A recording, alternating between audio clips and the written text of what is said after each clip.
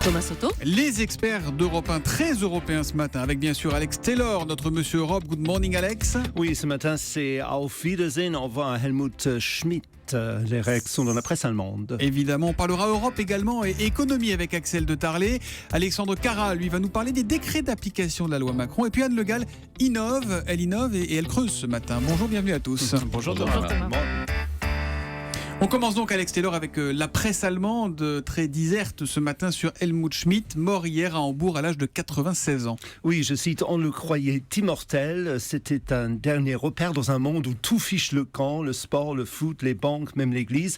Un seul Allemand resté fidèle au poste. C'est dit Zeit, journal dont il était l'éditeur pendant 32 ans. Ah, il était éditeur de journal. Oui, absolument, après qu'il n'était plus chancelier. Même s'il fumait comme un pompier, versait d'innombrables crèmes whisky des Baileys dans son café, il est un véritable cas d'école sur ce qui fait la différence entre homme purement politique et un vrai homme d'État. Alors ça, c'est l'hommage du Zeit. Et les autres journaux, alors? Évidemment, c'est quasiment unanime sur ce Vaterfigur. C'est le mot quand vous parlez sur le père de la nation, voilà, c'est ça, père de la nation. Le Süddeutsche Zeitung, on parle de ce pilote qui n'est plus dans le navire. Bild, le journal populaire, le dernier grand social-démocrate de l'après-guerre. Ce journal qui n'est pas d'accord, forcément, le Tageszeitung, c'est un journal un peu plus à gauche que Libération en Allemagne, qui était fondé justement pour se battre contre lui. Il parle de ce culte bizarre qu'on lui voue en Allemagne depuis 15 ans. Pour finir, le Süddeutsche Zeitung, même si vous ne parlez pas allemand, il y a plein de photos, c'est vraiment extraordinaire. Cette époque où il y avait la RFA. C'est un terme que les jeunes... L'Allemagne de l'Ouest et l'Allemagne de l'Est, voilà, c'est ça, bien sûr. Bref, l'histoire de notre continent. On dit de lui que c'était un faiseur avec une grande gueule. Je vous donne quelques citations. Il a dit, si quelqu'un vous dit qu'il a une vision, il faut lui dire tout de suite d'aller chez le médecin.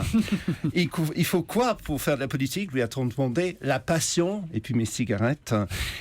Sur l'énergie nucléaire, c'est intéressant. Bien sûr qu'il y a des risques, disait-il. Il y a des risques dans tout, même dans l'amour. Et puis pour finir, quand on lui a demandé qu'est-ce qui est typiquement allemand, il a répondu tout simplement nichts, rien.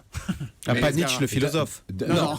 Nichts et Nietzsche. D'un point de vue français, on peut avoir une certaine nostalgie de cette époque où le couple franco-allemand faisait l'Europe. Il y avait eu De Gaulle, Adenauer, ensuite effectivement Giscard et Schmitt, ensuite Mitterrand et Kohl. On se dit que les choses ont quand même bien changé. Oui, c'était l'un des fondateurs de l'euro, c'est parce qu'il a plus ou moins établi le système monétaire européen qui était à la base de l'euro. Donc même s'il disait qu'il n'avait pas de vision, c'était un grand visionnaire européen. Voilà, disparition d'un homme d'État qui touche l'Allemagne unanime ce matin avec la mort d'Helmut Schmidt. On reste en Europe avec vous, Axel de Tarlé. La Cour des comptes européenne, oui, car il existe aussi une Cour des comptes européenne, déjà.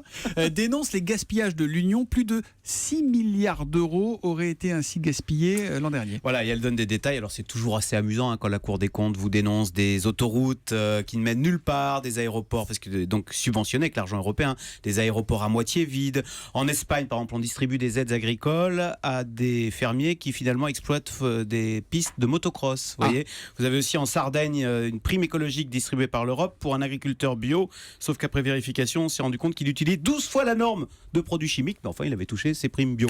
Donc en tout, fraude et arnaque et gaspillage, ça représente 6 milliards 300 millions. Le chiffre est très précis, 6 milliards 300 millions, ça représente 4,4% du budget de l'Union européenne. C'est quand même beaucoup, 4,4%. Là, on se demande quand même si Axel de Tarlé ne fait pas la campagne de Cameron, le Premier ministre britannique, pour les inciter à sortir de l'Europe. Là, ça va alimenter le courant eurosceptique. Alors tout ça. Ils n'ont même pas remarqué, ils ont tellement d'autres griefs contre l'Europe, ils n'ont même pas remarqué ça dans les journaux. Non, mais c'est vrai que ça va alimenter, même si on peut quand même louer l'effort de transparence qui chiffre. Et puis, vous savez, 4,4%, ça paraît beaucoup, mais si en France, on regardait, rien que la fraude est évaluée entre 60 et 80 milliards, la fraude fiscale.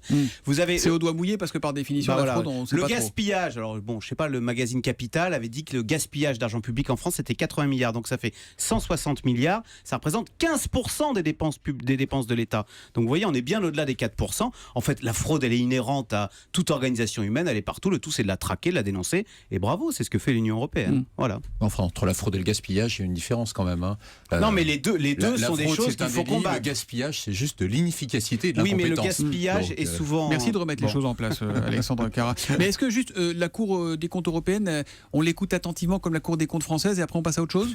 Je pense qu'après on passe à autre chose. Voilà. Ça reste encore le problème. Alexandre Cara, on va reparler avec vous ce matin de la loi Macron 1. Hier, on l'a évoqué avec le ministre qui était avec nous. On a parlé des lenteurs d'application de cette loi. Et ce matin, ce que vous nous révélez, c'est que les blocages ne sont pas forcément là où on les attend. Ah, c'est très clair, Thomas. On attendait les lobbies économiques de toutes sortes, mais non, aujourd'hui, les principaux blocages se trouvent au sein même du gouvernement, et notamment 2 collègues d'Emmanuel Macron qui bloquent des articles importants de sa loi, Christiane Taubira et Ségolène Royal. Christiane Taubira et Ségolène Royal qui bloquent l'application de la loi Macron. Ça veut dire que ce sont des ministres qui mettent des bâtons dans les roues au ministre de l'économie? Oui, c'est même un bras de fer avec certains d'entre eux. Par exemple, sur la question des professions réglementées, notamment pour les notaires et les huissiers, les services du ministère de la Justice freinent le texte et tentent surtout de le vider de sa substance. Et Ségolène Royal, elle s'oppose donc elle aussi à quel article de la loi Macron? C'est un article important, c'est un article en vue de l'Euro 2016 qui se tiendra au printemps prochain en France. Il s'agit de permettre l'extension de la publicité dans les stades et hors des stades pour permettre aux sponsors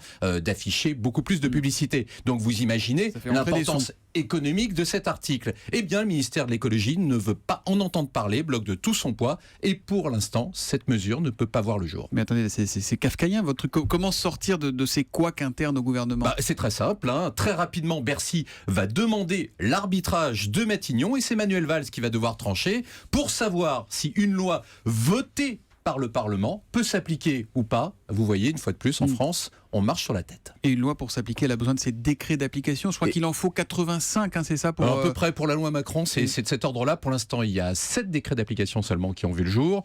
Donc, il en reste aux alentours de 78. Il y en a 11 qui sont dans les tuyaux. Mais il y a pas mal de choses qui bloquent encore, parce que c'est compliqué. Il faut négocier. Notamment, par exemple, les gares, il faut les réaménager. Ça, il y a beaucoup d'interlocuteurs. Donc, ça ne verra pas le jour, probablement, avant l'été prochain. Ségolène Royal et Christiane Taubira, la loi Macron 1 ne lui dit pas merci, nous révèle ce matin Alexandre Cara. On va innover et prendre de la hauteur avec Anne Le Gall. Retrouvez l'innovation du jour avec EDF. Anne, on parle ce matin des satellites qui permettent non pas de regarder vers le futur, mais d'explorer le passé. Effectivement, puisque des images prises à 700 km d'altitude par des satellites, ça peut aider à repérer des vestiges sous terre en utilisant la technologie infrarouge et en travaillant ensuite le contraste des couleurs sur les clichés. Eh bien effectivement, on peut voir entre guillemets à travers le sol, puisqu'on peut repérer les différentes couches de matériaux utilisées au fil des années et qui s'empilent sous la terre.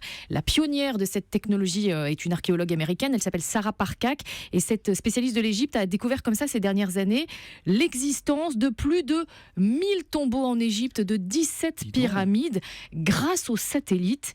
Et oui, et elle vient de recevoir le prestigieux prix TED, prix doté $1 million, donc pour ses travaux. C'est vrai qu'on savait qu'avec les satellites, on voyait notamment à Palmyre, permet de voir ce qui a été détruit en surface, mais on ignorait qu'on pouvait aller voir en dessous. Et il reste encore des sites à découvrir aujourd'hui, j'imagine. Énormément. Sarah Parcak estime que nous n'avons découvert que 1% des richesses archéologiques sur Terre. Donc il y a certainement encore peut-être des cités, des cités entières à découvrir au Moyen-Orient, en Chine, en Amérique du Sud notamment. Donc c'est dire que cette technique a de l'avenir, d'autant que les clichés par satellite vont gagner en précision dans le futur. Il y a même de véritables mystères archéologiques. Là, il y a 15 jours, on a découvert au Kazakhstan, vu du ciel, des immenses figures, des ronds, des carrés. On ne sait absolument pas à quoi ça sert et ça date de plus de 8000 ans. Exactement. Mais donc Anne, on va creuser dans le sable en Égypte et puis on va trouver une nouvelle pyramide. Ça permet de localiser des cités antiques et ensuite on sait parfaitement où faire les fouilles. Et par exemple en Égypte, on a pu comme ça découvrir des villages enfouis sous le Nil et donc qui étaient totalement invisibles à l'œil nu. Peut-être qu'un jour on pourra savoir, et là je me regarde Axel de Tarlet, on pourra savoir s'il y a du gaz de schiste, s'il y a du pétrole et tout ça avec ce système-là, non? Je sais pas, ça peut aller aussi profond que ça. C'était les avions en fleurs, ça a été dans les années 70, je vous le rappelle. Techniquement c'est possible. Techniquement c'est possible. Voilà, on avance, on découvre et on va vers le monde de demain tous les matins. Merci les experts, on vous retrouve demain matin à 7h15.